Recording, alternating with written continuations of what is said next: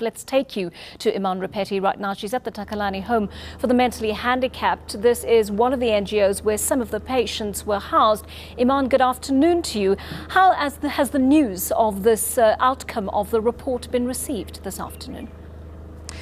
Well, I can tell you, for the neighbours that sit literally across from the home, they were completely in the dark as to what's been happening here. When we told them and shared with them the details of that news conference earlier, they were completely surprised and utterly shocked at what has happened.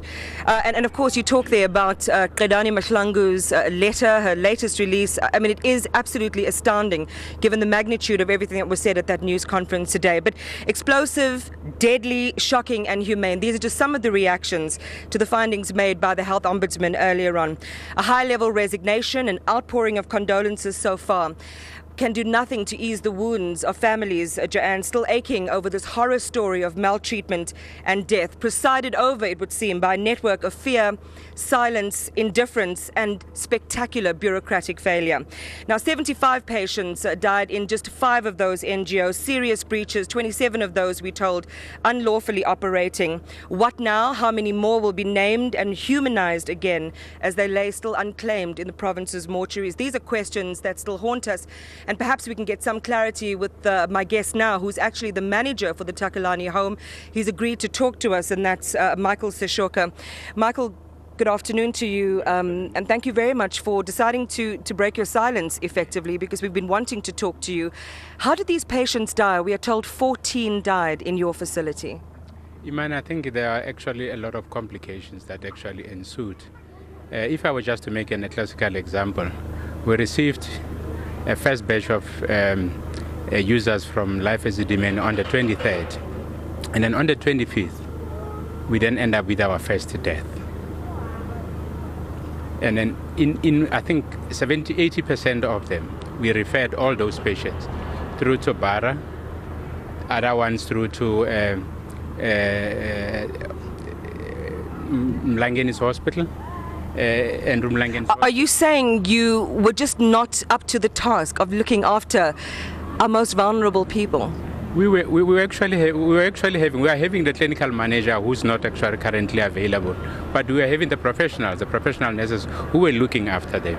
We are having the nurse manager who was actually responsible for those sickly patients. But would you agree, Michael, that they failed?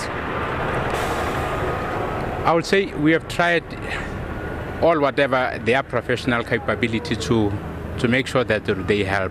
But I will actually say they failed, if so. But I will say with some, because they've tried their level best, because the agreement we had with the department was that any patient that are referred through to us, the facilities like Lilian Goy clinic will be referred over to them, because if you remember very well, Iman, is that after the case of SADC and Section 27, the department actually put it categorically clear that they are not actually abandoning the users going through to the NGOs. They will still be responsible for them in all respect, including... Court action aside, activist action aside, the reality, irrefutable reality, Michael, is that people have died. You have 157 patients that live here. And one of the key questions that arose from this news conference today is the question of illegality. Are you licensed? Are you operating legally? We are licensed legally. We are actually licensed for 200 patients to be actually housed at Takalani. And during the process, I think all people that have been cited on the report, they also came over here to do their own assessment. Did you raise your concerns with the Health MEC that perhaps this was going to be a very big task? 14 deaths in such a short space of time. That would suggest serious incompetence and not being up to the challenge. What's worse, Michael, is that your institution in 2010 was placed under administration. There were a range of issues. Other people had to take over. It seems as if the lessons perhaps have not been learned. Would you agree with that? Let me just correct it. In 2010, the current administration took over from that maladministrative individuals, which means Mosehot administrators came on board in April 2012. In other words, we're actually having an interim administrators at Takalani, meaning that those people that were here before were actually expelled from. Do you think you should be held personally liable? A lot of people, families are asking questions tonight about which head should roll. They say it's not enough that the health MEC has resigned. Do you think that you're personally liable as the manager of this facility who was tasked with the care of these patients? I'll actually tell the entire South Africa to say that we tried our level best to take care of our brothers and sisters.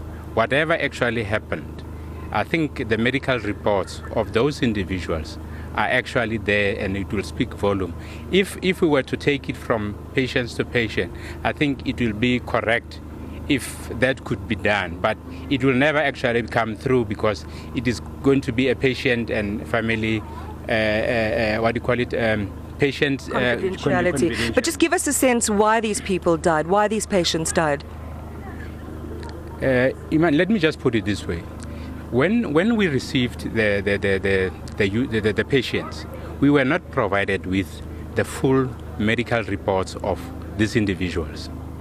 This was actually, the process was taken by the Department of Mental Health together with us because we were not going to Life Esidimeni alone.